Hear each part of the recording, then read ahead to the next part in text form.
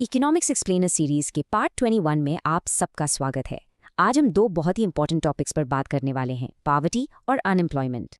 देखिए, अगर आप कॉम्पिटिटिव एग्जाम्स की तैयारी कर रहे हैं और पॉवर्टी और अनएम्प्लॉयमेंट से जुड़े सवालों को बिल्कुल मास्टर करना चाहते हैं, तो आई प्रॉमिस यू ये एक्सप्लेनर आपके लिए एकदम गेम चेंजर साबित होगा। तो चलिए शुरुआत करते हैं। आखिर ये पॉवर्टी है क्या? इसकी फाउंडेशन को समझना, इसके कोर चैलेंज को डिफाइन करना, यही हमारा पहला कदम होगा। आखिर गरीबी यानी पॉवर्टी है क्या? सिंपल शब्दों में, ये एक ऐसी सिचुएशन है जहां किसी इंसान की इनकम इतनी कम है कि वो अपनी बेसिक ज़रूरतें जैसे खाना, कपड़े और रहने के लिए एक छत भी अफोर्ड नहीं कर पाता। और इस डेफिनेशन को समझना ज़रूरी क्यों है?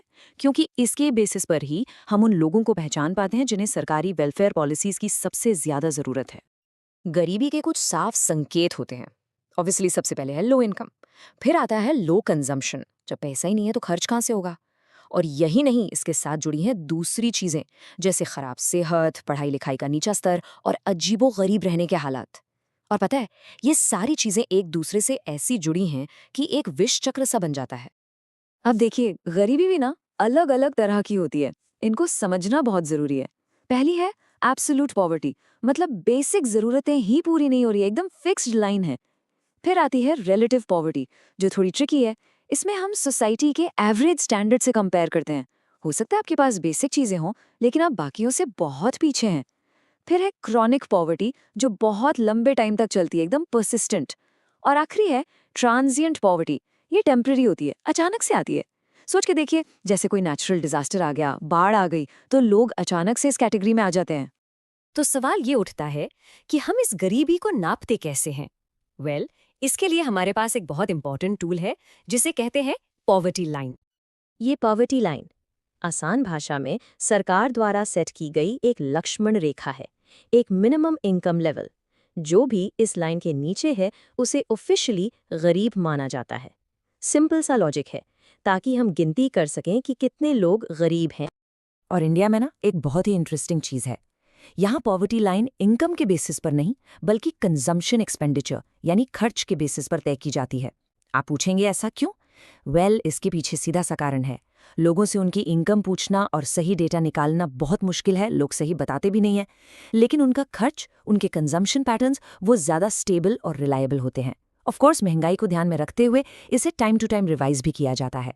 पहले ये काम प्लानिंग कमीशन देखता था और अब नीति आयोग इसमें पॉलिसी सपोर्ट देता है। ओके, तो अभी तक हमने गरीबी को समझा। अब चलते हैं इस सिक्के के दूसरे पहलू पर, अनएम्प्लॉयमेंट यानी बेरोजगारी।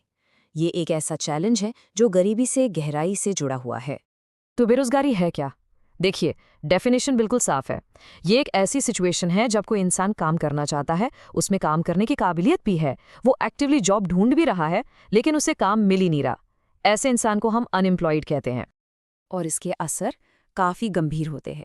एक तरफ उस इंसान के पास कोई रेगुलर इनकम नहीं होती, दूसरी तरफ देश का जो इतना बड़ा मैन पावर है वो बेकार बैठा रहता है, और इन सबका नतीजा पूरे देश को एक बड़ा इकोनॉमिक लॉस झेलना पड़ता है। बेरोजगारी के भी कुछ टाइप्स हैं, चलिए उन्हें फटाफट समझते हैं। ओपन अनएम्प्लॉयमेंट बिल्कुल साफ है, आपके पास कोई काम ही नहीं है। डिस्गाइज्ड अनएम्प्लॉयमेंट, ये थोड़ा इंटरेस्टिंग है, मतलब काम में ज़रूरत से ज़्यादा लोग लगे हैं। इसका क्लासिक एग्जाम्पल है हमारा एग्रीकल्चरल सेक्टर। फिर है सीजनल अनएम्प्लॉयमेंट, नाम से ही क्लियर है, काम सिर्फ कुछ सीजन्स में मिलता है। फ्रिक्शनल अनएम्प्लॉयमेंट, ये बस टेम्पररी गैप है जब आप एक जॉब छोड़कर दूसरी ज्वाइन करते हैं। और आखिर में स्ट्रक्चरल अनएम्प्लॉयमेंट, जब मार्केट में जो जॉब्स हैं उसके लिए आपके पास स्किल्स ही नहीं है, एकदम स्किल मिसमैच। तो हमने प्रॉब्लम्स तो समझ ली, लेकिन इनका सल्यूशन क्या है? सरकार इन चैलेंजेस से लड़ने के लिए क्या कर रही है? चलिए अब देखते हैं कुछ इंपॉर्टेंट गवर्नमेंट स्कीम्स और एग्जाम के लिए क्या क्या पॉइंट्स आपको याद रखने हैं। सरकार ने इस फ्रंट पर काफ़ी बड़े कदम उठाए हैं, जैसे कि MGNREGA, जिससे गांव में 100 दिन के काम की गारंटी मिलती है। PM आवास योजना, सबके सर पर छत हो। PM जन धन योजना, ताकि हर कोई बैंकिंग सिस्टम से जुड़ सके। नेशनल फूड सिक्योरिटी एक्ट, जिससे लोगों को सस्ते दाम पर अनाज मिलता है। और हाँ, स्किल इंडिया मिशन, ताकि हमारे यूथ जॉब रेडी हो सके। ओके, काफ़ी कुछ सीख लिया हमने, तो अब टाइम है एक क्विक नॉलेज चेक का। चलिए एक छोटा सा प्रैक्टिस सेशन करते हैं, ये देखने के लिए कि आपको कितना याद है। तो ये रहा आपके लिए पहला सवाल। इंडिया में पॉवर्टी लाइन का संबंध मुख्य रूप से किससे है? ए, इनकम, बी, कंजम्पशन या सी, दोनों से? और बिल्कुल सही जवाब है बी, कंजम्पशन। याद है ना, हमने डिस्कस किया था, ये लाइन खर्च के आधार पर तय की जाती है, इनकम पर नहीं। Ready for the next one? ठीक है, अगला सवाल है, डिस्गाइज्ड अनएम्प्लॉयमेंट ज्यादातर किस सेक्टर में देखने को मिलती है? ए, एग्रीकल्चर या बी, मैन्युफैक्चरिंग? एग्जैक्टली, इसका जवाब है ए, एग्रीकल्चर। ये वही सिचुएशन है जहां जरूरत से कहीं ज्यादा लोग एक ही काम में लगे होते हैं।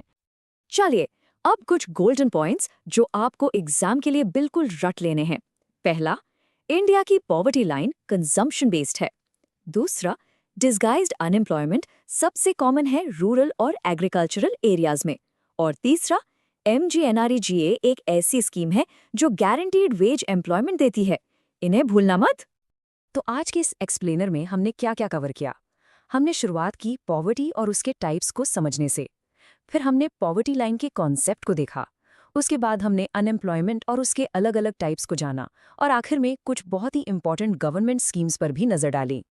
लेकिन सफ़र अभी ख़त्म नहीं हुआ है। हमारे अगले एक्सप्लेनर में हम और भी एक्साइटिंग टॉपिक्स पर बात करेंगे, जैसे कि ह्यूमन डेवलपमेंट इंडेक्स और सस्टेनेबल डेवलपमेंट गोल्स। तो हमसे जुड़े रहिए और इस सीरीज़ में बने रहने के लिए आपका बहुत बहुत शुक्रिया।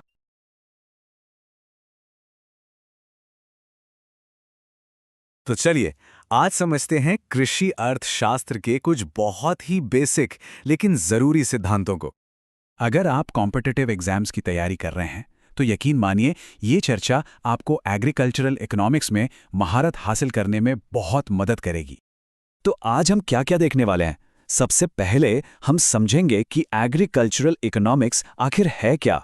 फिर बात करेंगे क्रॉपिंग पैटर्न्स की और देखेंगे ग्रीन रेवोल्यूशन का क्या असर हुआ।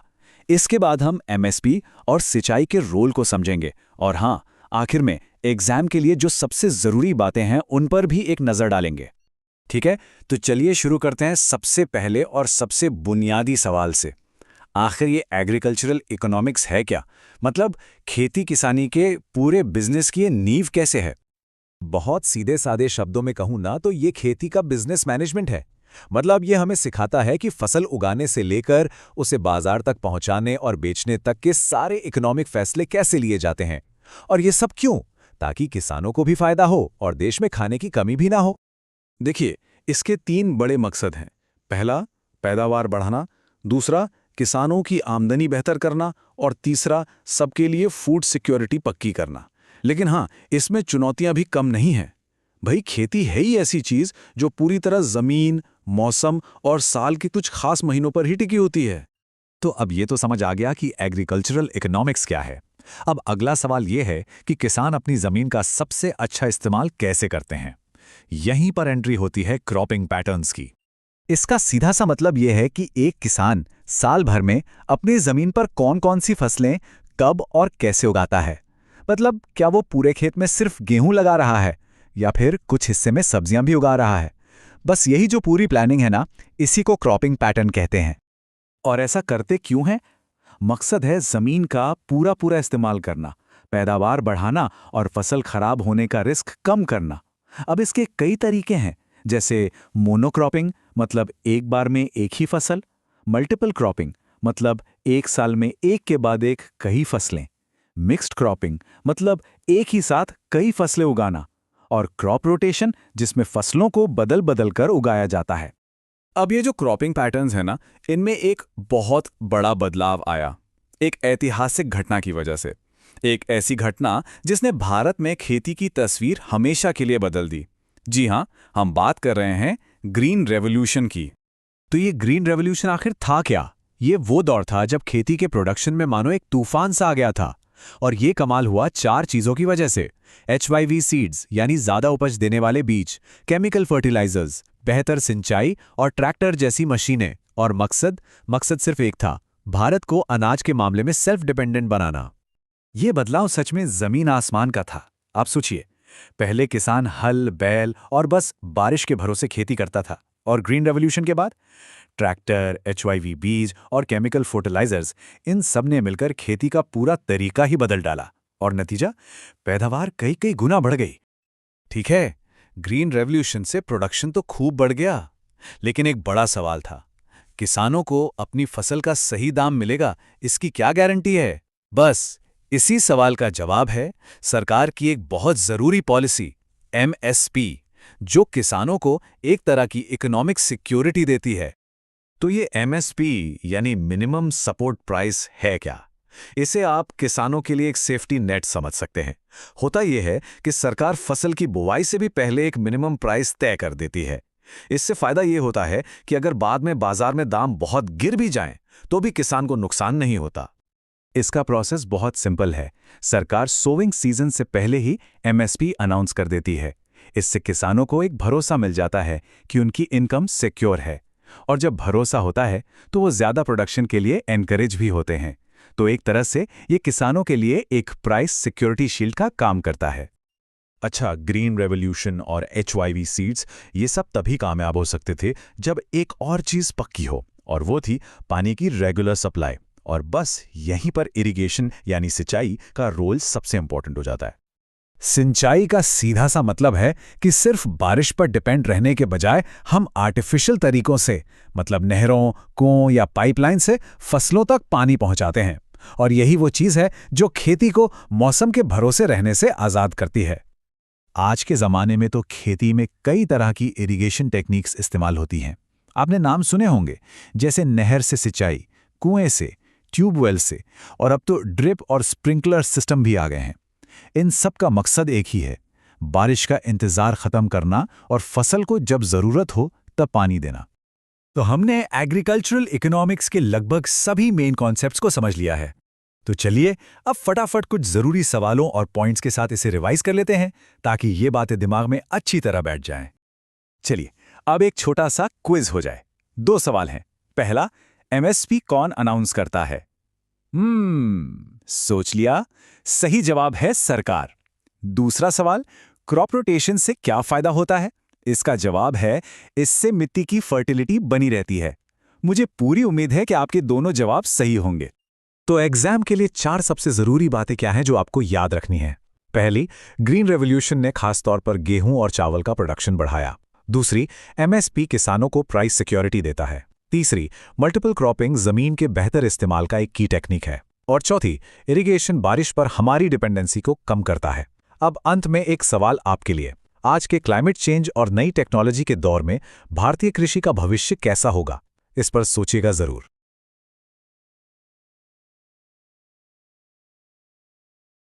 नमस्कार दोस्तों, देखिए, अगर भारत की अर्थव्यवस्था को समझना है ना, तो उसकी औद्योगिक नीतियों को जानना बहुत ही जरूरी है। आप सोचते होंगे कि ये मेक इन इंडिया या स्टार्टअप इंडिया जैसी नीतियां आखिर देश को कैसे आकार दे रही हैं? तो बस ये एक्सप्लेनर बिल्कुल आपके लिए ही है। तो आज हम क्या क्या कवर करने वाले हैं? हम औद्योगिक विकास की पूरी कहानी को समझेंगे। हम एकदम बेसिक से शुरू करेंगे, फिर देखेंगे कि सरकार इसमें क्या रोल निभाती है, और आखिर में मेक इन इंडिया और स्टार्टअप इंडिया जैसी जो बड़ी योजनाएं हैं उन पे भी एक नज़र डालेंगे। तो चलिए सबसे पहले एकदम नींव से शुरू करते हैं। ये इंडस्ट्रियल डेवलपमेंट आखिर होता क्या है? देखिए, इंडस्ट्रियल डेवलपमेंट का मतलब बहुत सीधा सा है, किसी भी देश के जो कारखाने हैं, जो इंडस्ट्रीज हैं, उनका बढ़ना और मॉडर्न होना। और हाँ, इसमें सिर्फ सामान बनाना ही नहीं आता, बल्कि बेहतर टेक्नोलॉजी और इंफ्रास्ट्रक्चर का विकास भी इसका एक बड़ा हिस्सा है। तो सवाल यह है कि इसका मकसद क्या है? बहुत सिंपल है, ज़्यादा से ज़्यादा प्रोडक्शन करना, लोगों को नौकरियां देना और देश की इकोनॉमी को रफ्तार देना। और इसकी पहचान क्या है? देखिए, इसमें पैसा बहुत लगता है, ये पूरी तरह टेक्नोलॉजी पर चलती है और इसमें बहुत बड़े पैमाने पर प्रोडक्शन होता है। आप एक बड़े स्टील प्लांट का उदाहरण ले सकते हैं। अच्छा, तो ये पूरा प्रोसेस काम कैसे करता है? सोचिए, सबसे पहले कच्चा माल आता है, मान लीजिए खदानों से, फिर उसे फैक्ट्रियों में भेजा जाता है, जहां उसे एक तैयार चीज में बदला जाता है, और आखिर में वही चीज बाजार के जरिए हम और आप तक पहुंचती है। ठीक है, तो अब हम ये तो समझ गए कि इंडस्ट्रियल डेवलपमेंट क्या है, पर सवाल ये उठता है कि इसे सही दिशा कौन दिखाता है? और यहीं पर एंट्री होती है सरकार की, इंडस्ट्रियल पॉलिसी की। तो ये इंडस्ट्रियल पॉलिसी है क्या भला? सीधी भाषा में कहें तो ये सरकार के बनाए हुए कुछ नियम और गाइडलाइंस हैं। ये तय करते हैं कि देश की इंडस्ट्रीज किस दिशा में बढ़ेंगी और उन्हें कैसे रेगुलेट किया जाएगा। आप इसे सरकार का एक गेम प्लान समझ सकते हैं कि भाई हमें किन इंडस्ट्रीज को आगे बढ़ाना है। अब इस पॉलिसी का मकसद क्या है? पहला तो ये कि देश के हर कोने का विकास हो, ऐसा ना हो कि सारा डेवलपमेंट बस कुछ बड़े शहरों में सिमट कर रह जाए। दूसरा, ये प्राइवेट कंपनियों को आगे आने के लिए प्रोत्साहित करती है और बाहर से आने वाले निवेश यानी फॉरेन इन्वेस्टमेंट को भी बढ़ावा देती है। और याद रखिए, ये कोई छोटी मोटी पॉलिसी नहीं, बल्कि एक लॉन्ग टर्म फ्रेमवर्क होता है। ये पूरा सिस्टम ना एक चेन रिएक्शन की तरह काम करता है। सोचिए, सरकार एक अच्छी पॉलिसी बनाती है, उस पॉलिसी से इंडस्ट्री को बढ़ने का माहौल मिलता है, और जब इंडस्ट्री बढ़ती है तो जाहिर है पूरी की पूरी इकोनॉमी को इसका फायदा पहुंचता है। चलिए अब बात करते हैं हमारी इकोनॉमी के एक ऐसे हिस्से की जिसे अक्सर अर्थव्यवस्था की रीढ़ की हड्डी कहा जाता है। जी हाँ, मैं बात कर रहा हूं एमएसएमईज की। तो ये एमएसएमई का फुल फॉर्म क्या है?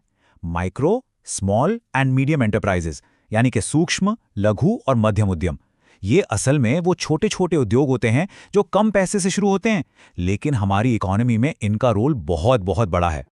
आपको पता है, देश में सबसे ज्यादा नौकरियां यही एमएसएमईज देते हैं। इनमें ज्यादा पैसा भी नहीं लगता और ये छोटे छोटे शहरों को आगे बढ़ाने में भी मदद करते हैं। जैसा कि नाम से ही जाहिर है, इन्हें 3 कैटेगरी में बांटा गया है: माइक्रो, स्मॉल और मीडियम। अच्छा, अब बात करते हैं उस बड़े इनिशिएटिव की जिसने भारत की मैन्युफैक्चरिंग की तस्वीर ही बदल दी। आप समझ ही गए होंगे, make in India. Make in India सरकार का एक ऐसा कदम है जिसका मकसद है देश में ही सामान बनाने को बढ़ावा देना। मतलब लक्ष्य सिर्फ ये नहीं है कि भारत एक बाजार बन के रह जाए, बल्कि ये है कि भारत पूरी दुनिया के लिए एक बड़ा मैन्युफैक्चरिंग हब बने। तो इसका मकसद क्या है? सबसे पहले बाहर से ज्यादा निवेश यानी एफडीआई को भारत में लाना, फिर अपने देश के एक्सपोर्ट को बढ़ाना, और जाहिर है इससे नई नौकरियां भी पैदा होती हैं। इसकी एक खास बात यह है कि इसमें ईज ऑफ डूइंग बिजनेस पर बहुत जोर दिया गया है, यानी भारत में व्यापार करना आसान बनाना।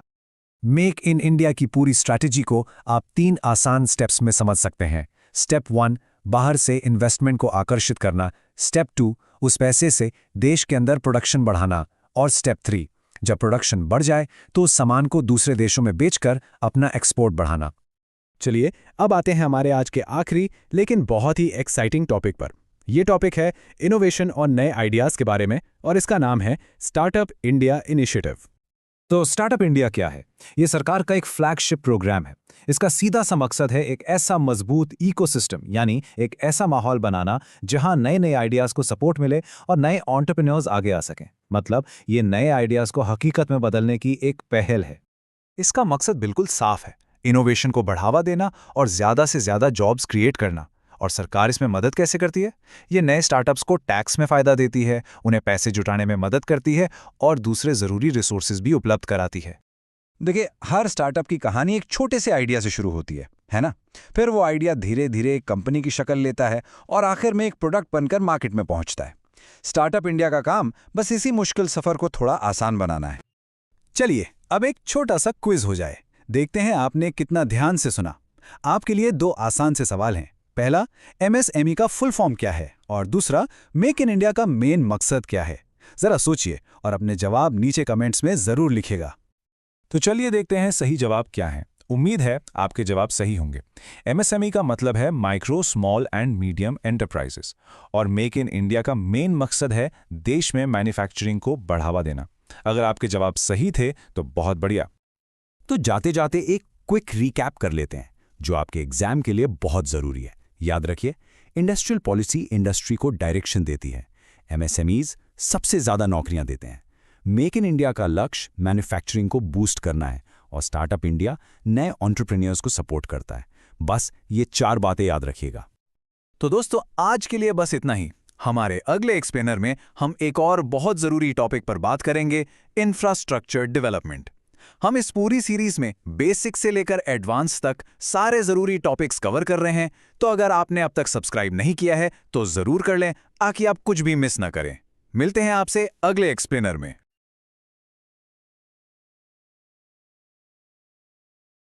कभी सोचा है कि आपके हाथ में जो स्मार्टफोन है वो बना कहीं और, उसके पार्ट्स कहीं और से आए और फिर भी वो आप तक पहुंच गया? यही तो है फॉरेन ट्रेड का कमाल। तो इस एक्सप्लेनर में हम इसी पहेली को सुलझाने वाले हैं कि ये सब काम कैसे करता है और ये इतना ज़रूरी क्यों है। ये हमारी इकोनॉमिक सीरीज़ का 24वां पार्ट है। तो आज हम क्या क्या जानने वाले हैं? सबसे पहले हम ग्लोबल ट्रेड की ABC से शुरू करेंगे। फिर हम देखेंगे कि इस लेन देन का हिसाब किताब कैसे रखा जाता है। इसके बाद हम विदेश से आने वाले पैसे यानी FDI और FII के बीच का बड़ा फर्क समझेंगे और आखिर में वो सारी ज़रूरी बातें दोहराएंगे जो आपको याद रखनी ही है। तो चलिए बिना देर किए शुरू करते हैं हमारे पहले सेक्शन से, ग्लोबल ट्रेड के बेसिक्स। तो ये फॉरेन ट्रेड यानी विदेशी व्यापार आखिर है क्या? देखिए, बहुत आसान है। ये बस देशों के बीच सामान और सेवाओं का लेन देन है। आप इसे एक बहुत बड़े ग्लोबल बाजार जैसा समझ सकते हैं, जहां हर देश अपनी जरूरत का सामान खरीदता है और जो वो सबसे अच्छा बनाता है उसे बेचता है। पर सवाल यह है कि देश आपस में व्यापार करते ही क्यों हैं? इसके पीछे 3 बड़ी वजह हैं। पहली, विदेशी मुद्रा कमाना, जो दूसरे देशों से सामान खरीदने के लिए बहुत जरूरी है। दूसरी, अपनी कंपनियों के लिए देश के बाहर करोड़ों नए ग्राहक ढूंढना। और तीसरी और सबसे जरूरी बात, ये सारी एक्टिविटी मिलकर देश की इकोनॉमी को रफ्तार देती है और नौकरियां पैदा करती है। अब जरा इस व्यापार के सिक्के के 2 पहलुओं को देखते हैं। शुरुआत करते हैं एक्सपोर्ट्स से। एक्सपोर्ट्स का मतलब बहुत सीधा है, जब एक देश अपने यहाँ बना हुआ सामान किसी दूसरे देश को बेचता है। सीधे शब्दों में कहें तो अपने देश का सामान बाहर भेजना। तो इसका मकसद क्या है? असल में इसके 2 बड़े फायदे हैं। एक तो कीमती विदेशी पैसा देश में आता है और दूसरा, देश के उद्योगों को और ज्यादा प्रोडक्शन करने का बढ़ावा मिलता है। जैसे कि भारत की चाय। जब भारत दुनिया भर में चाय बेचता है तो वो एक क्लासिक एक्सपोर्ट का उदाहरण है। और अब सिक्के का दूसरा पहलू, इंपोर्ट्स। ये एक्सपोर्ट्स का ठीक उल्टा है। जब हम अपने देश में इस्तेमाल के लिए किसी दूसरे देश से सामान खरीदते हैं तो उसे इंपोर्ट कहते हैं, मतलब बाहर से सामान अंदर लाना। तो हम इंपोर्ट क्यों करते हैं? अक्सर उन चीज़ों के लिए जिनकी हमारे देश में कमी है या फिर नई टेक्नोलॉजी हासिल करने के लिए। इसका सबसे बड़ा उदाहरण है कच्चा तेल। भारत अपनी ज़्यादातर कच्चा तेल इंपोर्ट करता है और यही तो वो ईंधन है जो हमारी पूरी अर्थव्यवस्था की गाड़ी को चलाता है। ठीक है, तो सामान देश से बाहर भी जा रहा है और अंदर भी आ रहा है, पर हम इसका हिसाब कैसे रखते हैं? हमें कैसे पता चलता है कि देश फायदे में है या नुकसान में? और यहीं से हम आते हैं अपने अगले सेक्शन पर कि हम ट्रेड को मापते कैसे हैं। इसे नापने का सबसे पहला और आसान तरीका है बैलेंस ऑफ ट्रेड। फॉर्मूला एकदम सिंपल है। आपको बस अपने देश के कुल एक्सपोर्ट्स की कीमत में से कुल इंपोर्ट्स की कीमत को घटा देना है। बस ये एक नंबर आपको बता देता है कि देश का व्यापार कैसा चल रहा है। अब इस आसान सी कैलकुलेशन के 2 नतीजे हो सकते हैं। सोचिए, अगर आप बेच ज्यादा रहे हैं और खरीद कम रहे हैं तो वाओ, आपके पास है ट्रेड सरप्लस, मतलब देश में पैसा आ ज्यादा रहा है। लेकिन अगर कहानी उल्टी है और आप खरीद ज्यादा रहे हैं और बेच कम रहे हैं तो इसे कहते हैं ट्रेड डेफिसिट, मतलब देश से पैसा बाहर ज्यादा जा रहा है। लेकिन रुकिए, बैलेंस ऑफ ट्रेड तो एक बड़ी कहानी का सिर्फ एक छोटा सा हिस्सा है। उस पूरी कहानी को कहते हैं बैलेंस ऑफ पेमेंट्स या शॉर्ट में BOP। आप BOP को देश की फाइनल सालाना बैलेंस शीट मान सकते हैं, जो दुनिया के साथ हुए हर एक पैसे के लेन देन का हिसाब रखती है, सिर्फ सामान का नहीं। BOP को मोटे तौर पर 2 हिस्सों में बांटा जाता है, करंट अकाउंट और कैपिटल अकाउंट। और मजे की बात यह है कि जिस बैलेंस ऑफ ट्रेड को हमने अभी समझा, वो इसी करंट अकाउंट का एक बहुत जरूरी हिस्सा है। और दूसरा है कैपिटल अकाउंट, जो निवेश का हिसाब रखता है, जिस पर हम अब बात करने वाले हैं। और यहीं से कहानी और दिलचस्प हो जाती है और हम आते हैं अपने तीसरे सेक्शन पर, विदेशी पूंजी का प्रवाह। ये वो पैसा है जो सामान खरीदने नहीं बल्कि देश में इन्वेस्ट करने के लिए आता है। और ये समझना बहुत जरूरी है कि ये पैसा किन 2 रास्तों से आता है। पहला और सबसे मजबूत रास्ता है FDI यानी फॉरेन डायरेक्ट इन्वेस्टमेंट। देखिए, ये सिर्फ पैसा लगाना नहीं है।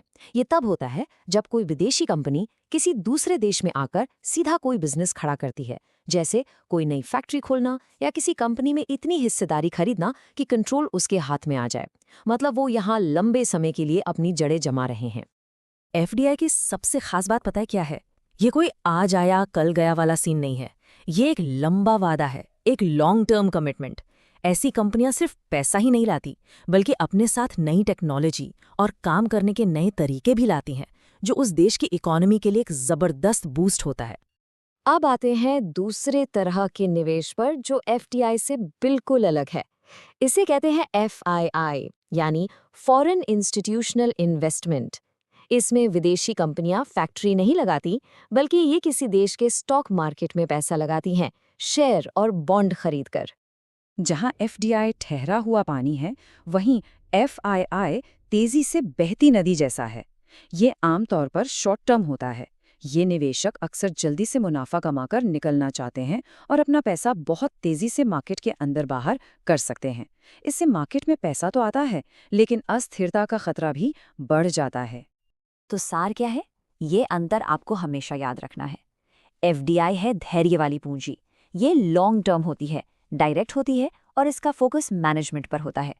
वहीं FII को अक्सर हॉट मनी कहा जाता है। ये शॉर्ट टर्म होती है, इनडायरेक्ट होती है और इसका फोकस सिर्फ और सिर्फ पैसों के रिटर्न पर होता है। वाह, तो हमने काफी कुछ समझ लिया है ना? चलिए अब फटाफट से उन पॉइंट्स पर नजर डालते हैं जो आपको बिल्कुल नहीं भूलने हैं। एक छोटा सा टेस्ट हो जाए। पहला सवाल, याद है वो फॉर्मूला? अगर हम एक्सपोर्ट्स की कुल कीमत में से इंपोर्ट्स की कीमत घटा दें तो हमें क्या मिलता है? सोचिए। जी हाँ, बैलेंस ऑफ ट्रेड। और दूसरा सवाल, वो कौन सा निवेश है जो लॉन्ग टर्म और डायरेक्ट होता है, जिसमें निवेशक असल में कंट्रोल लेना चाहता है? FDI या FII? बिल्कुल सही, वो है FDI। तो चलिए 4 सबसे जरूरी बातें जल्दी से दोहराते हैं। नंबर 1, एक्सपोर्ट्स देश के लिए विदेशी मुद्रा कमाते हैं। नंबर 2, बैलेंस ऑफ ट्रेड बड़े बैलेंस ऑफ पेमेंट्स का सिर्फ एक हिस्सा है। नंबर 3, FDI एक स्थिर और लॉन्ग टर्म निवेश है। और नंबर 4, FII एक अस्थिर और शॉर्ट टर्म निवेश है। अगर आपको ये 4 बातें याद है तो आप इस टॉपिक के मास्टर हैं। तो अब जब हम ये समझ गए हैं कि देशों के बीच पैसा और सामान कैसे आता जाता है, तो सवाल उठता है कि इस पूरे सिस्टम को कंट्रोल कौन करता है, इसके नियम कौन बनाता है। और यही हम जानेंगे अपने अगले एक्सप्लेनर में, ग्लोबलाइजेशन और WTO पर। पार्ट 25 के लिए हमारे साथ जरूर जुड़ें।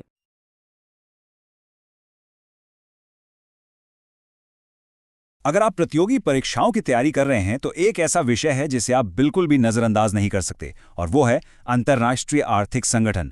तो आज चलिए इन शक्तिशाली संस्थानों के बारे में गहराई से जानते हैं और समझते हैं कि ये पूरी दुनिया की अर्थव्यवस्था को आखिर आकार देते कैसे हैं।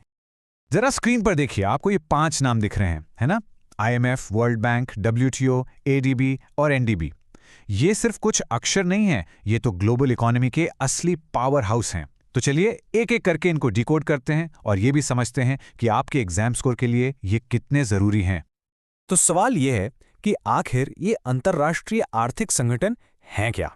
अच्छा, इन्हें आप ऐसे समझिए जैसे ये पूरी दुनिया की इकोनॉमी के लिए एक रूल बुक और एक इमरजेंसी सर्विस दोनों का काम करते हैं। इनका मेन जॉब बस ये देखना है कि सारे देश एक दूसरे के साथ फाइनेंशियली ठीक से डील करें, ट्रेड स्मूथली चलता रहे और हाँ, जब कोई मुसीबत आए तो मदद के लिए तैयार रहें। तो हमारी लिस्ट में सबसे पहले कौन है? द इंटरनेशनल मॉनेटरी फंड यानी IMF। आपने सुना होगा, इसे अक्सर ग्लोबल फायर फाइटर भी कहते हैं। पर ऐसा क्यों? चलिए इसी सवाल के जवाब ढूंढते हैं। तो IMF का मेन काम क्या है? सीधी सी बात है, ये इंटरनेशनल फाइनेंशियल सिस्टम को स्टेबल रखता है। मतलब ये देशों के बीच पैसों के फ्लो पर नजर रखता है और कोशिश करता है कि कोई बड़ा इकोनॉमिक क्राइसिस ना आ जाए। बिल्कुल एक ट्रैफिक कंट्रोलर की तरह जो ट्रैफिक को स्मूथली चलाता रहता है। चलिए अब कुछ क्विक फैक्ट्स देख लेते हैं जो एग्जाम के लिए बहुत जरूरी है। इसकी स्थापना हुई 1944 में और इसका हेडक्वार्टर्स है वॉशिंगटन DC में। इसके 2 मेन काम हैं, ध्यान से सुनिएगा। पहला, एक्सचेंज रेट को स्टेबल रखना, यानी ये देखना कि एक देश की करेंसी दूसरे के मुकाबले बहुत ज़्यादा फ्लक्चुएट ना करें। और दूसरा, बैलेंस ऑफ पेमेंट्स की प्रॉब्लम को सॉल्व करना। आसान भाषा में, जब किसी देश के पास इंपोर्ट का बिल चुकाने के लिए फॉरेन करेंसी मतलब डॉलर्स वगैरह खत्म हो जाते हैं, तब IMF मदद के लिए आगे आता है। इसे याद रखने का एक बहुत ही सिंपल तरीका है। सोचिए, जब किसी देश के पास बैलेंस ऑफ पेमेंट्स का क्राइसिस होता है, मतलब उसके पास ज़रूरी सामान इंपोर्ट करने के लिए डॉलर्स या यूरोस खत्म हो गए, तो IMF एक फाइनेंशियल इमरजेंसी सर्विस की तरह काम करता है और उसे एक शॉर्ट टर्म लोन देता है। Problem solved. ओके, तो IMF तो हो गया फायर फाइटर जो आग बुझाता है, लेकिन हमारा अगला इंस्टीट्यूशन एक बिल्डर है। जी हाँ, हम बात कर रहे हैं वर्ल्ड बैंक की, जिसका फोकस देशों को बनाने पर, उन्हें बिल्ड करने पर होता है। और ये एक बहुत बहुत इंपॉर्टेंट डिफरेंस है। जहां IMF short term financial crisis से डील करता है, वहीं वर्ल्ड बैंक का फोकस होता है लॉन्ग टर्म डेवलपमेंट पर। जैसे IMF इमरजेंसी लोन देगा, पर वर्ल्ड बैंक एक नया हाईवे बनाने के लिए या दूर दराज के गांवों तक बिजली पहुंचाने जैसे प्रोजेक्ट्स के लिए लोन देता है। यहाँ भी कुछ फैक्ट्स IMF से मिलते जुलते हैं। स्थापना 1944 में, हेडक्वार्टर्स वॉशिंगटन DC में, पर इसका मिशन एकदम अलग है, गरीबी कम करना। ये लॉन्ग टर्म प्रोजेक्ट्स को फंड करता है, जैसे किसी देश का एजुकेशन सिस्टम सुधारना या क्लीन ड्रिंकिंग वाटर सप्लाई पक्की करना, ताकि सस्टेनेबल डेवलपमेंट हो सके। एक और इंटरेस्टिंग बात जो आपको पता होनी चाहिए, द वर्ल्ड बैंक असल में एक इंस्टीट्यूशन नहीं बल्कि 5 इंस्टीट्यूशंस का एक ग्रुप है। For example, IBRD middle income वाले देशों को लोन देता है, जबकि IDA सबसे गरीब देशों को इंटरेस्ट फ्री लोन और ग्रांट्स देता है। ये सब मिलकर डेवलपमेंट के अलग अलग एस्पेक्ट्स पर काम करते हैं। चलिए अब फाइनेंस की दुनिया से निकलकर ट्रेड की दुनिया में चलते हैं और यहाँ हमारी मुलाकात होती है वर्ल्ड ट्रेड ऑर्गेनाइजेशन यानी WTO से, जो इंटरनेशनल ट्रेड के रूल्स सेट करता है। WTO का गोल बिल्कुल क्रिस्टल क्लियर है, ये पक्का करना कि ग्लोबल ट्रेड फ्री हो, फेयर हो और रूल्स पर आधारित हो। सोचिए, अगर रूल्स ना हो तो ट्रेड में तो क्योस मच जाएगा, है ना, जहां पावरफुल देश वीकर देशों पर अनफेयर कंडीशंस थोप सकते हैं। WTO इसी प्लेइंग फील्ड को लेवल करने की कोशिश करता है। अब WTO के बारे में कुछ की पॉइंट्स जान लेते हैं। इसे 1995 में एस्टैब्लिश किया गया था और इसका हेडक्वार्टर है जिनीवा में। ये ट्रेड रूल्स तो बनाता ही है, पर उससे भी इंपॉर्टेंट, ये देशों के बीच ट्रेड डिस्प्यूट्स को सॉल्व करने के लिए एक कोर्ट की तरह काम करता है। और हाँ, ये सिर्फ गुड्स के ट्रेड को ही नहीं बल्कि सर्विसेज और इंटेलेक्चुअल प्रॉपर्टी जैसे पेटेंट्स और कॉपीराइट्स को भी कवर करता है। इसको समझने का सबसे अच्छा तरीका है WTO को ग्लोबल ट्रेड का रेफरी समझिए। जब दो देश एक दूसरे के प्रोडक्ट्स पर लगाए गए टैक्स यानी टैरिफ्स को लेकर झगड़ पड़ते हैं तो वो WTO के पास जाते हैं और WTO रूल्स के हिसाब से अपना फैसला सुनाता है। अच्छा, तो IMF, वर्ल्ड बैंक और WTO ये तो हो गए ओल्ड प्लेयर्स, लेकिन अब ग्लोबल स्टेज पर कुछ नए और पावरफुल रीजनल प्लेयर्स भी आ चुके हैं।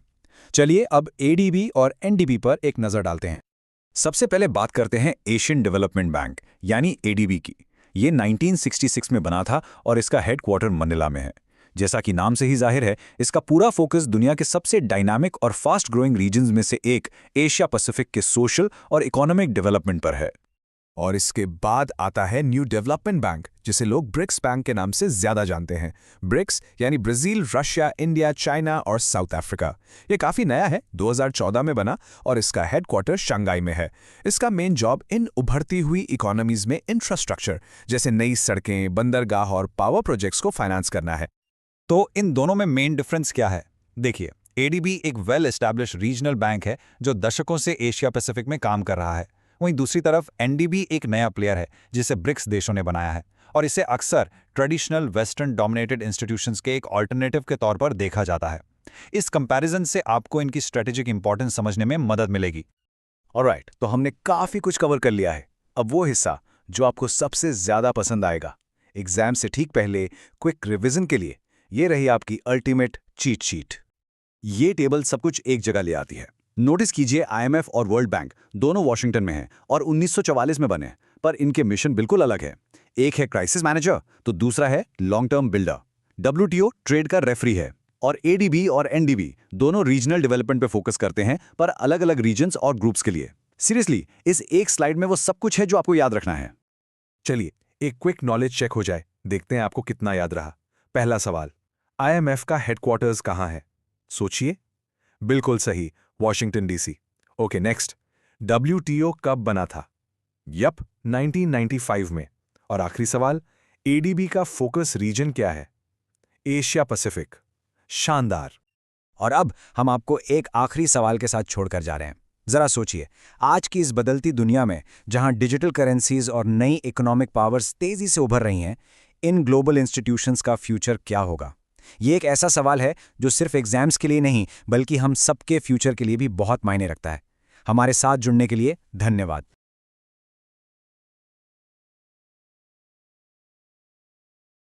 नमस्ते। तो आज हम भारतीय अर्थव्यवस्था की बिल्कुल बुनियाद को समझने वाले हैं।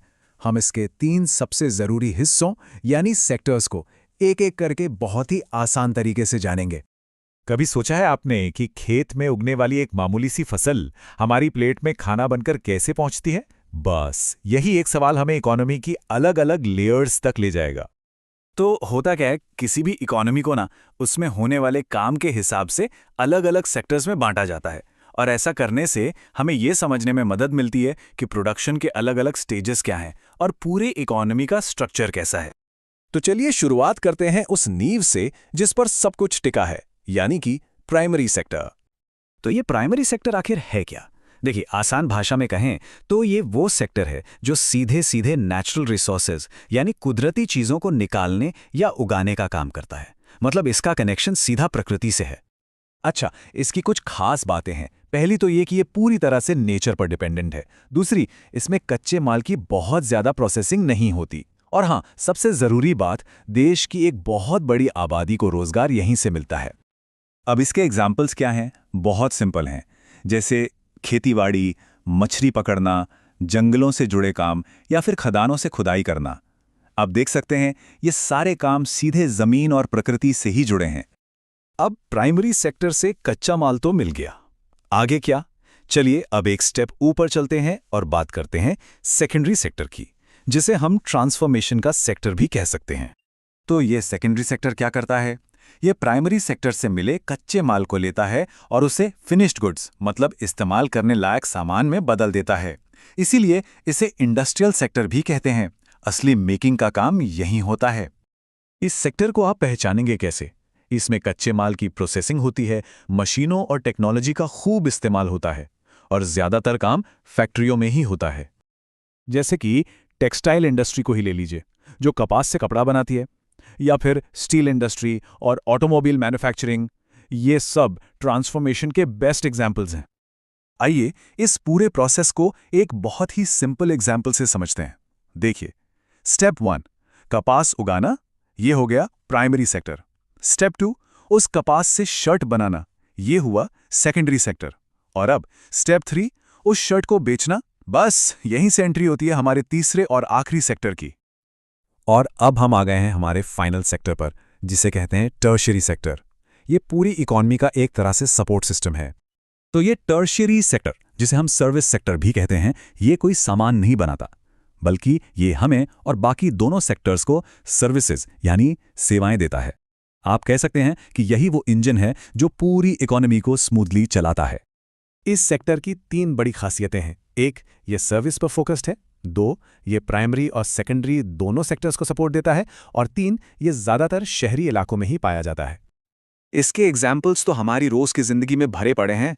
बैंकिंग और फाइनेंस, ट्रांसपोर्टेशन जो सामान को एक जगह से दूसरी जगह ले जाता है, एजुकेशन और हेल्थ और टूरिज्म, ये सब कुछ सर्विस सेक्टर ही तो है। ठीक है, अब जब हमने तीनों सेक्टर्स को अलग अलग समझ लिया है, तो अब देखते हैं कि ये तीनों मिलकर भारत की इकॉनमी की पूरी तस्वीर कैसे बनाते हैं। आप जरा इन नंबर्स पर गौर कीजिए। भारत की जीडीपी में सबसे बड़ा हिस्सा करीब 54% सर्विस सेक्टर यानी टर्शियरी सेक्टर का है। उसके बाद आता है सेकेंडरी सेक्टर लगभग 28% के साथ, और फिर प्राइमरी सेक्टर करीब 18% के साथ। लेकिन रुकिए, कहानी सिर्फ इतनी ही नहीं है। जीडीपी के ये आंकड़े पूरी सच्चाई नहीं बताते। असल में यहाँ एक बहुत ही दिलचस्प पेच है। और वो पेंच ये है जिसे हम इकोनॉमिक पैराडॉक्स कहते हैं। प्राइमरी सेक्टर, जिसका जीडीपी में हिस्सा सबसे कम है, वो हमारे देश में सबसे ज्यादा लोगों को नौकरी देता है। और दूसरी तरफ टर्शियरी सेक्टर, जिसका जीडीपी में सबसे बड़ा हिस्सा है, उसमें रोजगार का हिस्सा उतना ज्यादा नहीं है। ये आप कह सकते हैं भारतीय अर्थव्यवस्था की एक बहुत बड़ी और अहम सच्चाई है। तो चलिए फटाफट से एक सवाल का जवाब दीजिए। कौन सा सेक्टर कच्चे माल को तैयार माल में बदलता है? और एक और सवाल, वो कौन सा सेक्टर है जो सीधे नेचुरल रिसोर्सेज के इस्तेमाल पर आधारित है? तो एक बार फटाफट सब रिवाइज कर लेते हैं। प्राइमरी सेक्टर यानी नेचुरल रिसोर्सेज जैसे खेती, सेकेंडरी सेक्टर यानी मैन्युफैक्चरिंग जैसे टेक्सटाइल इंडस्ट्री, और टर्शियरी सेक्टर मतलब सर्विसेज जैसे बैंकिंग। सिंपल है, राइट? जैसा कि यहां लिखा है, किसी भी इकॉनमी का विकास उसके सेक्टर्स के बीच बदलते बैलेंस की कहानी है। और यह बात बिल्कुल सही है, क्योंकि समय के साथ यह बैलेंस बदलता रहता है। तो आखिर में एक सवाल आपके लिए छोड़ जाते हैं। जैसे जैसे भारत और तरक्की करेगा, आपको क्या लगता है आने वाले 10 सालों में इन तीनों सेक्टर्स के बीच जीडीपी और रोजगार का ये बैलेंस कैसे बदलेगा? इस पर जरूर सोचिएगा।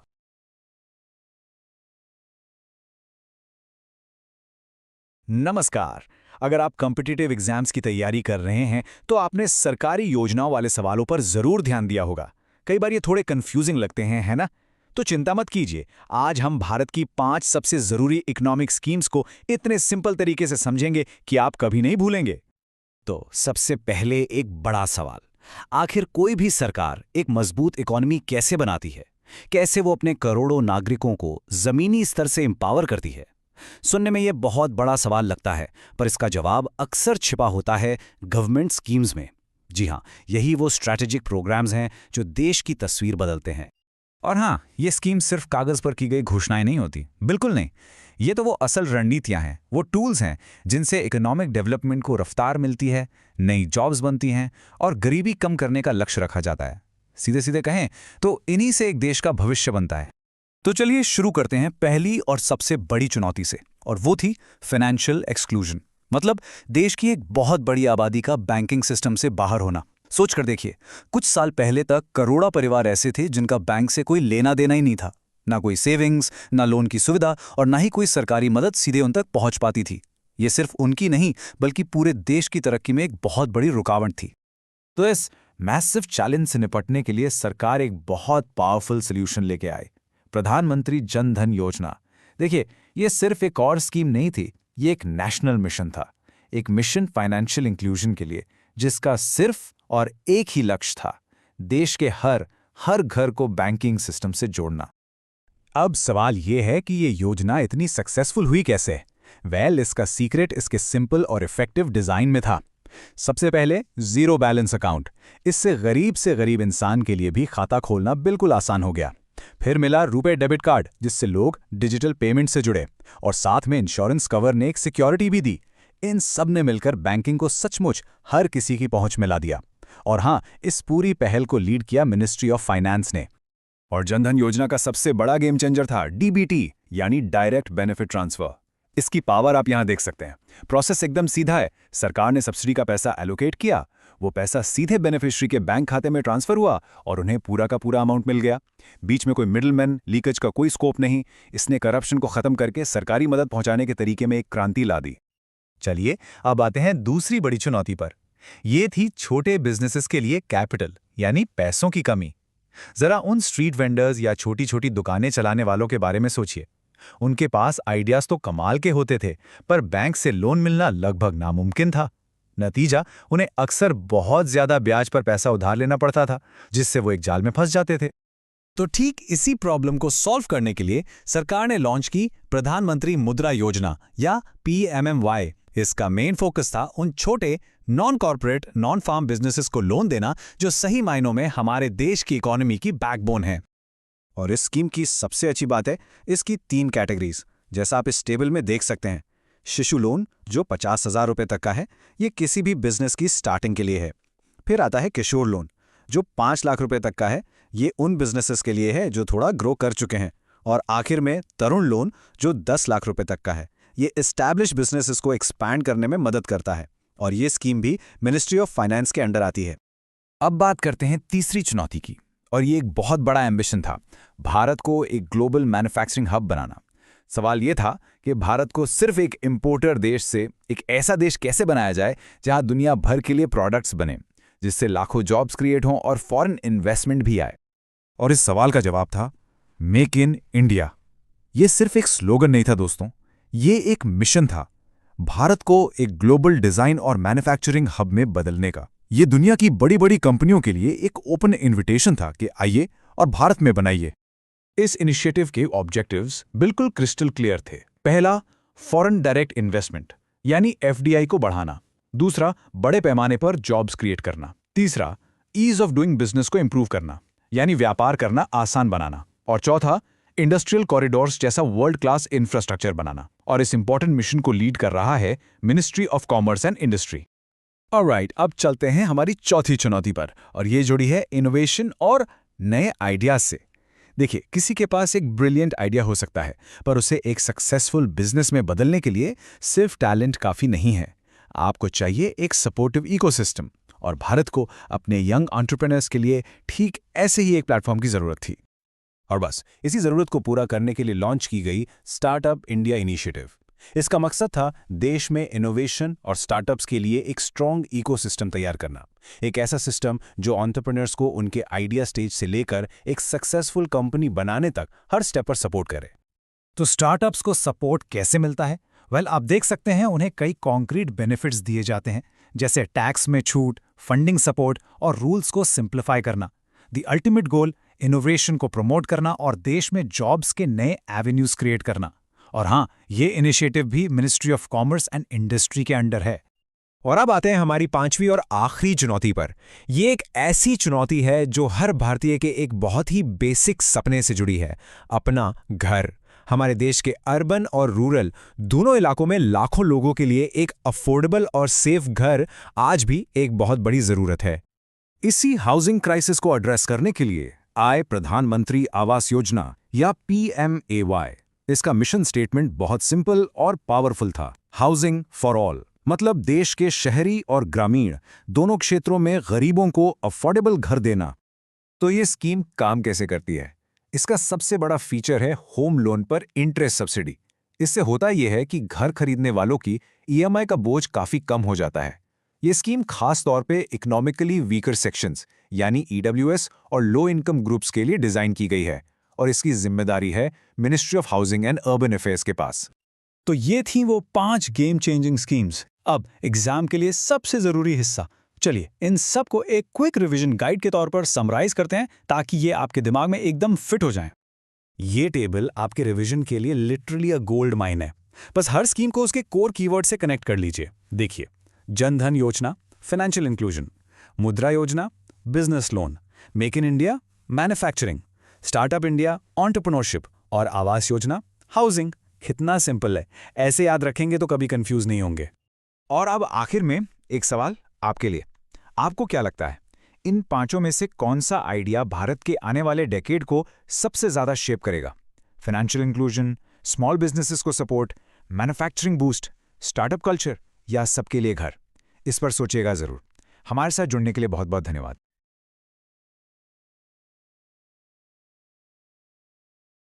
नमस्ते दोस्तों, क्या आप भी कॉम्पिटिटिव एग्जाम्स की तैयारी कर रहे हैं और क्या इंडियन इकोनॉमी के करंट इश्यूज को समझना आपको भी एक बड़ा चैलेंज लगता है? अगर हाँ, तो फिक्र मत कीजिए, आप बिल्कुल सही जगह पर हैं। आज के इस एक्सप्लेनर में हम इसी मुश्किल को आसान बनाने वाले हैं। देखिए, इंडियन इकोनॉमी ये अपने आप में एक बहुत बड़ा सब्जेक्ट है ना? और अक्सर ये सवाल दिमाग में घूमता है कि यार एग्जाम में मास्टर करने के लिए स्टार्ट कहाँ से किया जाए, कहाँ से पकड़े इसे? और सच कहूँ तो ये सवाल आना बिल्कुल नॉर्मल है। तो अब आपको टेंशन लेने की कोई जरूरत नहीं है। हम आपको देने वाले हैं 3 ऐसे जबरदस्त टूल्स, एक पूरी टूल किट समझिए, जिससे आप ये आसानी से समझ जाएंगे कि हमारी इंडियन इकोनॉमी आखिर चलती कैसे है, मैनेज कैसे होती है। तो फिर देर किस बात की, चलिए खोलते हैं इस टूल किट को। Alright, let's get started. हमारी टूल किट का जो पहला और सबसे इम्पॉर्टेंट टूल है वो है सरकार का फाइनेंशियल ब्लूप्रिंट। आप इसे एक ऐसा नक्शा समझ सकते हैं जो पूरे देश की इकोनॉमिक डायरेक्शन तय करता है। जी हाँ, हम बात कर रहे हैं यूनियन बजट की। अब ये है क्या? देखिए, ये बेसिकली एक एनुअल फाइनेंशियल स्टेटमेंट है। मतलब सरकार इसमें बताती है कि आने वाले साल में उसकी इनकम यानी कमाई कहाँ से होगी और उसका एक्सपेंडिचर यानी खर्चा कहाँ कहाँ होगा। एक तरह से ये पूरे देश का सालाना हिसाब किताब है। तो अब सवाल उठता है कि बजट का मेन पर्पस क्या है? देखिए, इसके 3 कोर ऑब्जेक्टिव्स होते हैं। पहला तो ये कि देश के जो रिसोर्सेज हैं उन्हें सही जगह लगाया जाए, रिसोर्स एलोकेशन। दूसरा, इकोनॉमिक ग्रोथ को पुश देना। और तीसरा, सोशल वेलफेयर को बढ़ाना, मतलब एजुकेशन और हेल्थ केयर जैसी चीज़ों पर ध्यान देना। अगर हम रीसेंट बजट्स को देखें ना, तो कुछ की हाइलाइट्स हैं जो आपके एग्जाम पॉइंट ऑफ व्यू से बहुत ज़रूरी हैं, जैसे कि इंफ्रास्ट्रक्चर पे स्पेंडिंग बढ़ाना, कैपिटल एक्सपेंडिचर पे फोकस करना, टैक्स कंप्लायंस को आसान बनाना और हाँ, डिजिटल इकोनॉमी को प्रमोट करना। तो ये था हमारा पहला टूल, बजट। चलिए अब बढ़ते हैं अपने दूसरे टूल की तरफ। इससे आप इंडिया की इकोनॉमिक हेल्थ रिपोर्ट भी कह सकते हैं। जैसे हम अपना रेगुलर हेल्थ चेकअप कराते हैं ना, ये कुछ वैसा ही है, पर पूरे देश की इकोनॉमी के लिए। और इस टूल का नाम है इकोनॉमिक सर्वे। जैसा कि नाम से ही जाहिर है, ये एक एनुअल डॉक्यूमेंट है जो पिछले 1 साल में इंडियन इकोनॉमी की परफॉर्मेंस को रिव्यू करता है।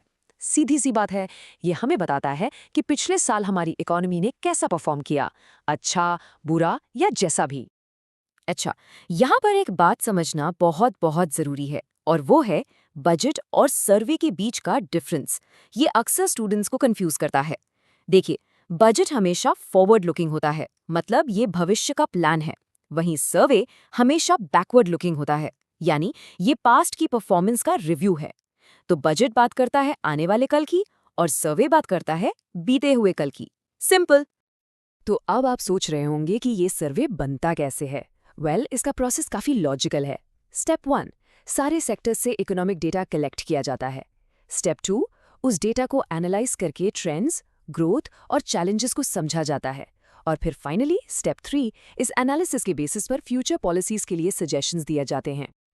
ऑलराइट, 2 टूल्स हो गए, बजट और सर्वे। अब बारी है हमारे तीसरे और फाइनल टूल की। ये वो पॉलिसीज हैं जो इकोनॉमी में असल बदलाव लाती हैं। मतलब ये वो कॉन्क्रीट एक्शंस हैं जो सरकार लेती है। इन्हें हम कहते हैं इकोनॉमिक रिफॉर्म्स, यानी आर्थिक सुधार। अब ये होते क्या हैं?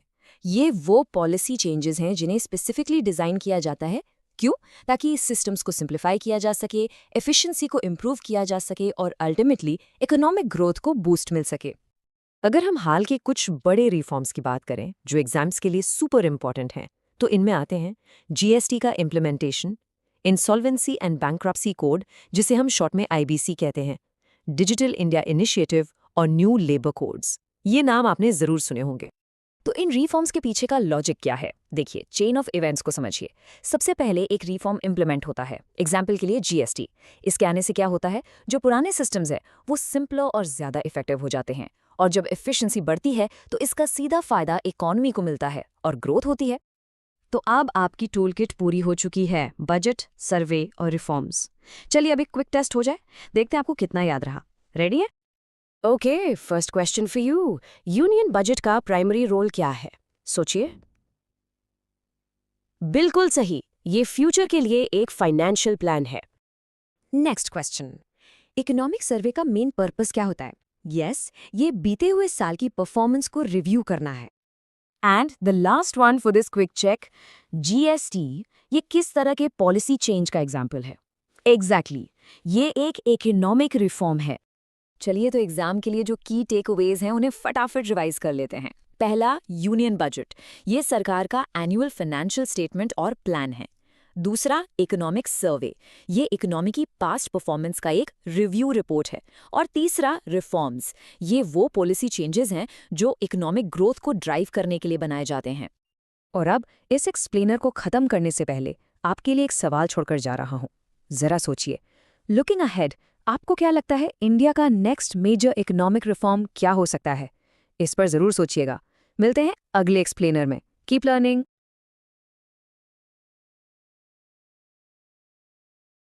अच्छा, तो क्या आपको भी इकोनॉमिक्स के न्यूमेरिकल्स, मतलब वो नंबर्स वाले सवाल, डरावने लगते हैं?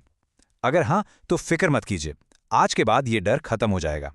इस एक्सप्लेनर में हम क्या करने वाले हैं, हम कुछ सबसे ज़रूरी फॉर्मूलों को लेंगे, उन्हें बिल्कुल आसान भाषा में समझेंगे, और मैं आपको यकीन दिलाता हूँ इसके बाद आप कोई भी सवाल आराम से हल कर पाएंगे। तो तैयार हैं इन इकोनॉमिक फॉर्मूलों पर मास्टरी करने के लिए? क्या बात है, चलिए फिर देर किस बात की, शुरू करते हैं। तो सबसे पहले बात करते हैं एक ऐसे शब्द की जो आपने न्यूज़ में 1000 बार सुना होगा, जीडीपी यानी ग्रॉस डोमेस्टिक प्रोडक्ट। अब ये है क्या? देखिए, बिल्कुल सीधे साधे शब्दों में इसका मतलब है कि एक देश ने एक साल के अंदर अपनी सीमाओं के भीतर कुल कितने का सामान और सर्विसेज बनाई हैं। बस ये समझिए कि ये देश की इकोनॉमी का रिपोर्ट कार्ड है। अब आता है इसका फॉर्मूला, और ये फॉर्मूला बड़ा मजेदार है क्योंकि ये पूरी इकोनॉमी की कहानी बस 4 अक्षरों में बता देता है, C, I, G और X-M। C मतलब कंजम्पशन, यानी हम और आप जो रोजमर्रा की चीजों पर खर्च करते हैं। I हो गया इन्वेस्टमेंट, जो बिजनेस अपनी ग्रोथ पर खर्च करते हैं। G है गवर्नमेंट एक्सपेंडिचर, यानी सरकार के खर्चे। और आखिर में X-M है नेट एक्सपोर्ट्स, मतलब हमने कितना सामान बाहर बेचा और कितना बाहर से खरीदा उसका फर्क। चलो इसको एक छोटे से उदाहरण से समझते हैं, बिल्कुल साफ हो जाएगा। मान लेते हैं एक काल्पनिक देश है जहां लोगों ने 500 यूनिट्स खर्च किए, बिजनेस ने 200 का इन्वेस्टमेंट किया, सरकार ने 300 खर्च किए, 100 का सामान बाहर बेचा और 50 का सामान बाहर से मंगाया। तो अब हम क्या करेंगे, बस इन नंबरों को फॉर्मूले में डाल देंगे। देखिए कितना आसान है। सबसे पहले C, I और G को जोड़ते हैं। 500 + 200 + 300, ये हो गया 1000। अब निकालते हैं नेट एक्सपोर्ट्स, यानी 100 - 50, जो बचा 50। तो अब हमारे पास 2 नंबर है, 1000 और 50। इन्हें जोड़ दीजिए और बूम, जवाब है 1050। देखा आपने, बस कुछ आसान से नंबरों को जोड़कर हमने पूरे देश की इकोनॉमिक एक्टिविटी का पता लगा लिया। यही तो पावर है जीडीपी की। चलिए, जीडीपी तो समझ आ गया। अब एक और चीज समझते हैं जो हम सब की जेब पर सीधा असर डालती है, इन्फ्लेशन, जिसे हम हिंदी में महंगाई या मुद्रास्फीति कहते हैं। ये कुछ और नहीं, बस चीजों के दाम में लगातार होने वाली बढ़ोतरी है। और इसे नापने का एक खास तरीका है जिसे कहते हैं सीपीआई, यानी कंज्यूमर प्राइस इंडेक्स।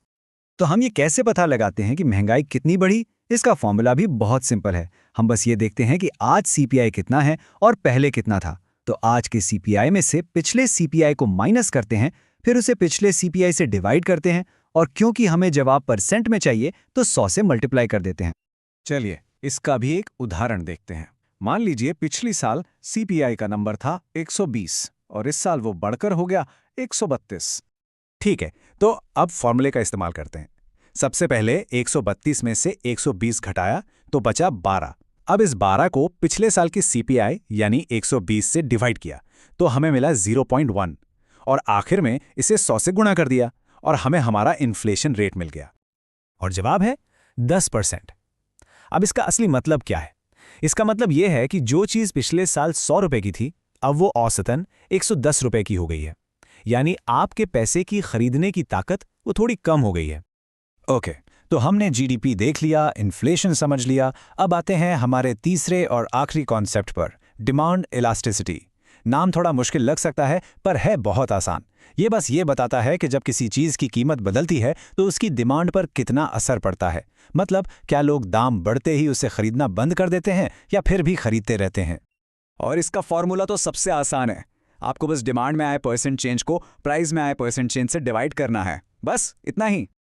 चलिए एक और उदाहरण लेते हैं। सोचिए कि किसी चीज की कीमत 10% बढ़ गई और इसकी वजह से उसकी डिमांड 20% कम हो गई। तो फॉर्मूले में क्या करेंगे? बहुत सिंपल, 20% को 10% से डिवाइड कर देंगे। और जवाब क्या आया? 2। पर इस 2 का क्या मतलब है? ये नंबर हमें क्या बताता है? चलिए यही समझते हैं। तो देखिए, ये जो 2 नंबर आया है ये 1 से बड़ा है। जब भी ये वैल्यू 1 से ज्यादा होती है तो हम कहते हैं कि डिमांड इलास्टिक है। मतलब लोग कीमत को लेकर बहुत सेंसिटिव है। दाम थोड़ा भी बढ़ा तो डिमांड काफी घट जाएगी। अगर ये वैल्यू 1 से कम आती तो डिमांड इनइलास्टिक होती, मतलब दाम का ज्यादा असर नहीं पड़ता। और अगर ठीक 1 होती तो यूनिटरी इलास्टिक। कंपनियां इसी नंबर के आधार पर अपने प्रोडक्ट्स के दाम तय करती हैं। शानदार। तो अब आप जीडीपी, इन्फ्लेशन और इलास्टिसिटी तीनों के मास्टर बन चुके हैं। पर अब बारी है एक छोटी से टेस्ट की। देखें जरा आपको कितना याद रहा। आपकी स्क्रीन पर 3 सवाल हैं, फटाफट सोचिए इनके जवाब। पहला, जीडीपी का सही फॉर्मूला क्या है? दूसरा, अगर सीपीआई लगातार बढ़ रहा है तो उसका क्या मतलब है? और तीसरा, अगर इलास्टिसिटी की वैल्यू 1 से ज्यादा है तो ये क्या बताता है? लीजिए अपना टाइम, सोचिए। Okay, time up. चलिए जवाब मिलाते हैं। पहले का जवाब C + I + J + X - M। दूसरे का इन्फ्लेशन बढ़ता है और तीसरे का इलास्टिक डिमांड।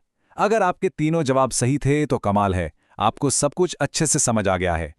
तो आज की सबसे जरूरी बातें क्या हैं जो आपको याद रखनी है? पहली, जीडीपी का पूरा formula C + I + G + X - M कभी मत भूलना। दूसरी, इन्फ्लेशन का लेना देना हमेशा सीपीआई से होता है। और तीसरी, इलास्टिसिटी का फॉर्मूला कॉम्पिटिटिव एग्जाम्स का एक हॉट टॉपिक है। और जाने से पहले मैं आपके लिए एक सवाल छोड़कर जा रहा हूं।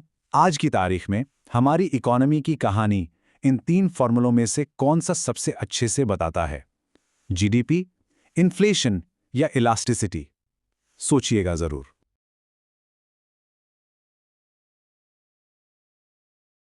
तो एग्जाम का टाइम आ गया है और इकोनॉमिक्स की वो मोटी मोटी किताबें देखकर टेंशन हो रही है ना? वेल, फिक्र करने की कोई बात नहीं है। बस अगले कुछ मिनटों में हम सब मिलकर इकोनॉमिक्स के सबसे जरूरी कॉन्सेप्ट्स को फटाफट रिवाइज करेंगे। आपकी तैयारी एकदम आसान हो जाएगी। तो हम क्या क्या करने वाले हैं? देखिए, हम सिर्फ डेफिनेशंस को रटेंगे नहीं, हम उन फॉर्मूलों को समझेंगे जो पूरी इकोनॉमी को चलाते हैं। उन फैक्ट्स को जानेंगे जो एग्जाम में बार बार आते हैं। और हाँ, एक ऐसी कमाल की स्ट्रैटेजी भी बनाएंगे जो आपको कामयाबी दिलाएगी। तो तैयार हो जाइए, ये होने वाला है तेज, मजेदार और हाँ, बहुत काम का। तो चलिए शुरू करते हैं इकोनॉमिक्स की बिल्कुल नींव से, मतलब वो बेसिक लेकिन सबसे जरूरी कॉन्सेप्ट्स। एक बार ये समझ में आ गए ना, तो समझ लीजिए आधा काम तो वहीं खत्म हो गया।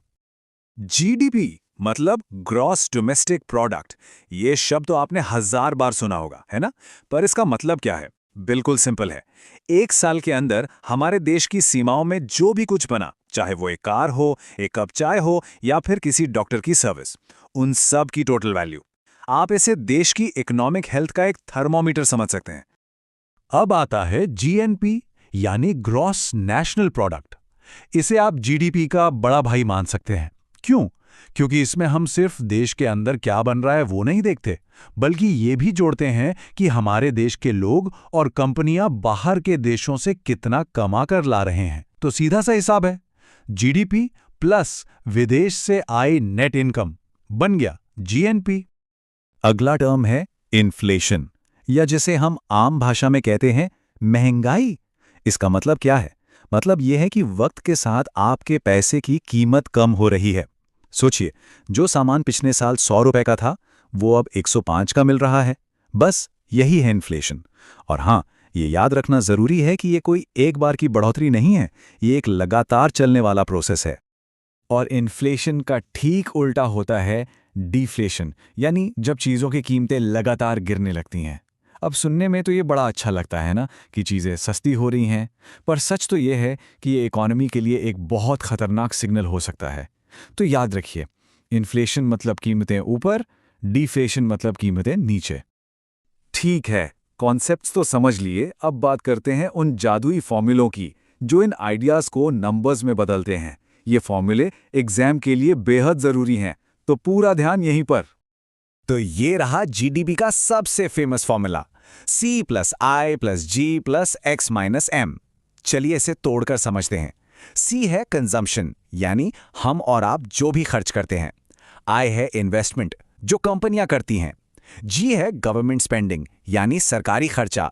और X - M है हमारा नेट एक्सपोर्ट्स, मतलब एक्सपोर्ट में से इंपोर्ट को घटाकर। बस इन सबको जोड़ दीजिए और आपको मिल गई देश की जीडीपी। और जीएनपी का फॉर्मूला? वो तो और भी आसान है। बस जीडीपी में NFIA यानी net factor income from abroad को जोड़ दीजिए, बस हो गया। अब देखते हैं कि इन्फ्लेशन रेट कैसे निकालते हैं। आसान भाषा में, इस साल के कंज्यूमर प्राइस इंडेक्स में से पिछले साल का CPI घटाइए। जो नंबर आए उसे पिछले साल के CPI से डिवाइड कर दीजिए और फिर 100 से मल्टीप्लाई कर दीजिए। आपको इन्फ्लेशन रेट परसेंट में मिल जाएगा। इलास्टिसिटी ऑफ डिमांड, ये क्या चीज़ है? ये हमें बताता है कि किसी चीज़ की कीमत बदलने पर उसकी डिमांड कितनी बदलती है।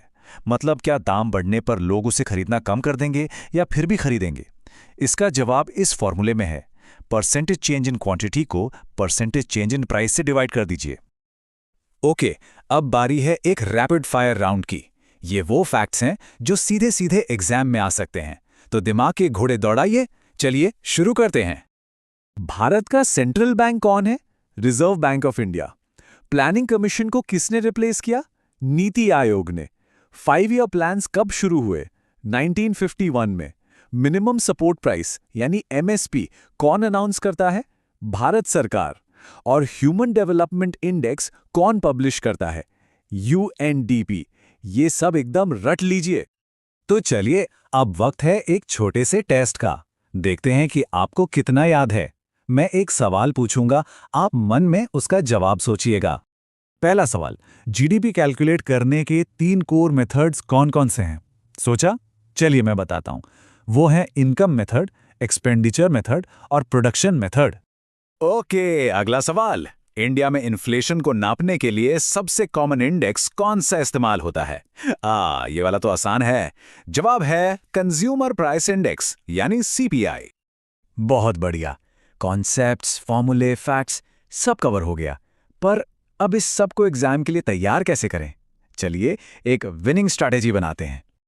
तो ये है आपका विनिंग प्लान। स्टेप 1, सुबह उठते ही सारे फॉर्मूलेज रिवाइज कीजिए ताकि वो दिमाग में एकदम फ्रेश रहें। स्टेप 2, दोपहर में जितने भी वन लाइनर फैक्ट्स हैं उन्हें पढ़ डालिए। स्टेप 3, शाम को MCQ सॉल्व कीजिए। इससे पता चलेगा कि आप कितने पानी में हैं। और स्टेप 4, रात को सोने से ठीक पहले बस 5 मिनट का एक क्विक रिकैप। यकीन मानिए, ये तरीका आपकी तैयारी को एकदम सॉलिड बना देगा। तो देखा आपने, कितने कम समय में हमने कितना कुछ कवर कर लिया। हमने ज़रूरी डेफिनेशंस को समझा, इंपॉर्टेंट फॉर्मूले सीखे, रैपिड फायर फैक्ट्स याद किए और एक ज़बरदस्त रिवीजन स्ट्रैटेजी भी बना ली। ये हाई स्पीड रिवीजन तो आपने पूरा कर लिया है, जो कि एक बहुत ही बढ़िया पहला कदम है। लेकिन असली काम तो अब शुरू होता है, इस सारी नॉलेज को अप्लाई करने का। और अपनी नॉलेज को टेस्ट करने का सबसे अच्छा तरीका क्या है? बिल्कुल, एक असली एग्जाम जैसा टेस्ट। तो हमारे साथ अगली बार जरूर जुड़िएगा, जहां हम एक पूरा इकोनॉमिक्स मॉक टेस्ट सॉल्व करेंगे। अपनी तैयारी को नेक्स्ट लेवल पर ले जाने के लिए तैयार रहिए।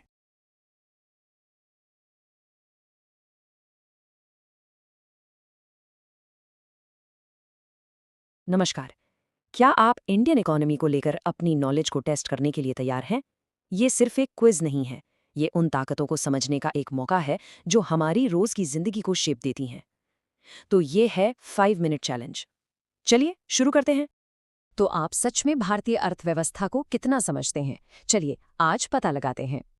रूल्स एकदम सिंपल हैं। 2 राउंड्स होंगे और हम कुछ बहुत ही जरूरी कॉन्सेप्ट्स को कवर करेंगे। तैयार हैं? चलिए शुरू करते हैं। तो हमारा पहला राउंड है द बिग पिक्चर। इसमें हम उन बड़ी नीतियों और संस्थानों पर नजर डालेंगे जो हमारी पूरी अर्थव्यवस्था की नींव रखते हैं। आपका पहला सवाल, भारतीय रिजर्व बैंक यानी आरबीआई इनमें से किस पॉलिसी से जुड़ा है?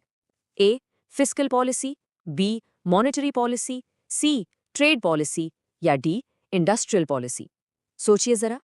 सही जवाब है मॉनेटरी पॉलिसी। और ये जानना बहुत जरूरी है क्योंकि इसी पॉलिसी के जरिए आरबीआई ब्याज दरों और पैसे की सप्लाई को कंट्रोल करता है, जिसका सीधा असर महंगाई पर पड़ता है। ठीक है, तो अगला सवाल इसी से जुड़ा है। अगर मॉनेटरी पॉलिसी आरबीआई के हाथ में है तो फिस्कल पॉलिसी को कौन कंट्रोल करता है? ए, आरबीआई, बी, संसद, सी, सरकार या डी, सेबी? और जवाब है सरकार। इसे ऐसे समझिए, आरबीआई पैसे की फ्लो को मैनेज करता है, जबकि सरकार देश के खर्च और टैक्स सिस्टम को देखती है। ये एक बहुत बड़ा फर्क है। चलिए अब एक बड़े संस्थागत बदलाव की बात करते हैं। भारत में प्लानिंग कमीशन यानी योजना आयोग की जगह किस संस्था ने ली? ए, आईएमएफ, बी, वर्ल्ड बैंक, सी, नीति आयोग या डी, डब्ल्यूटीओ? बिल्कुल सही। इसका जवाब है नीति आयोग। 2015 में इसे बनाया गया था और ये सरकार के लिए एक टॉप थिंक टैंक की तरह काम करता है, जो राज्यों के साथ मिलकर नीतियां बनाने पर जोर देता है। ओके, ये एक बहुत ही जरूरी सवाल है। भारत की जीडीपी में सबसे ज्यादा योगदान किस सेक्टर का है? प्राइमरी, सेकेंडरी, टर्शरी या फिर हाउस होल्ड? और इसका सही जवाब है टर्शरी सेक्टर, जिसे हम सर्विस सेक्टर के नाम से भी जानते हैं। इसमें कॉमर्स, ट्रांसपोर्ट से लेकर फाइनेंशियल सर्विसेज तक सब कुछ आता है, जो हमारी मॉडर्न इकोनॉमी की जान है। और ये चार्ट इस बात को बिल्कुल साफ कर देता है। आप देख सकते हैं कि सर्विस सेक्टर का योगदान लगभग 54% है। जाहिर है ये इंडियन इकोनॉमी का सबसे बड़ा इंजन है। चलिए अब दूसरे राउंड में चलते हैं, द नट्स एंड बोल्ट्स। अब हम उन खास कॉन्सेप्ट्स पर ध्यान देंगे जो हमारी रोजमर्रा की जिंदगी पर सीधा असर डालते हैं। ये सवाल एक ऐसे टैक्स के बारे में है जिससे हम सब वाकिफ हैं। जीएसटी यानी गुड्स एंड सर्विसेज टैक्स आखिर किस तरह का टैक्स है? A, direct tax, B, indirect tax, C, progressive tax या डी, रिग्रेसिव टैक्स? इसका सही जवाब है इनडायरेक्ट टैक्स। इसका मतलब ये है कि ये टैक्स सीधे आपकी इनकम पर नहीं, बल्कि उन चीज़ों और सर्विसेज पर लगता है जिन्हें आप खरीदते हैं। और ये स्लाइड दोनों के बीच का फर्क एकदम क्लियर कर देती है। डायरेक्ट टैक्स जैसे इनकम टैक्स आप सीधे अपनी कमाई से देते हैं, वहीं इनडायरेक्ट टैक्स जैसे जीएसटी आप तब देते हैं जब आप एक कंज्यूमर के तौर पर कोई सामान या सर्विस खरीदते हैं। अगला सवाल भारत के एक बहुत ही अहम सेक्टर से जुड़ा है। एमएसपी यानी मिनिमम सपोर्ट प्राइस का संबंध किससे है? इंडस्ट्री से, एग्रीकल्चर से, बैंकिंग से या फिर ट्रांसपोर्ट से? और जवाब है एग्रीकल्चर। एमएसपी असल में किसानों के लिए एक तरह का सेफ्टी नेट है। ये सरकार की तरफ से एक गारंटी है कि बाजार के उतार चढ़ाव के बावजूद उन्हें अपनी फसल का एक न्यूनतम मूल्य जरूर मिलेगा। चलिए अब आते हैं आखिरी सवाल पर। यह एक ऐसे इंडिकेटर के बारे में है जिसका असर हम सब पर पड़ता है। भारत में महंगाई को मापने के लिए पॉलिसी लेवल पर किस इंडेक्स का इस्तेमाल किया जाता है? ए WPI, बी CPI, सी IIP या डी HDI? और सही जवाब है CPI यानी कंज्यूमर प्राइस इंडेक्स। जैसा कि नाम से ही जाहिर है, ये इंडेक्स उन सभी सामान और सर्विसेज की रिटेल कीमतों में हो रहे बदलाव को ट्रैक करता है जिन्हें हम और आप जैसे परिवार रोजाना इस्तेमाल करते हैं। और इसी के साथ ये चैलेंज पूरा हुआ। तो कैसा रहा आपका स्कोर? हमें नीचे कमेंट्स में ज़रूर बताइए। चाहे जो भी स्कोर हो, आपने बहुत अच्छा किया। तो अब सवाल ये है कि आगे क्या? ये स्लाइड आपको इकोनॉमिक्स में मास्टर बनने के लिए कुछ बेहतरीन टिप्स देती है। रेगुलर मॉक टेस्ट दें, जो टॉपिक्स मुश्किल लगे उन पर ज़्यादा ध्यान दें और फटाफट रिवीजन के लिए छोटे छोटे नोट्स बनाएं। तो हम आपको इस सवाल के साथ छोड़े जाते हैं। अगला कौन सा इकोनॉमिक कॉन्सेप्ट है जिसके बारे में आप और जानना चाहेंगे? हमें बताइए, और क्या पता हम अगला एक्सप्लेनर उसी पे ले आए। सीखते रहिए और अपनी जिज्ञासा बनाए रखिए।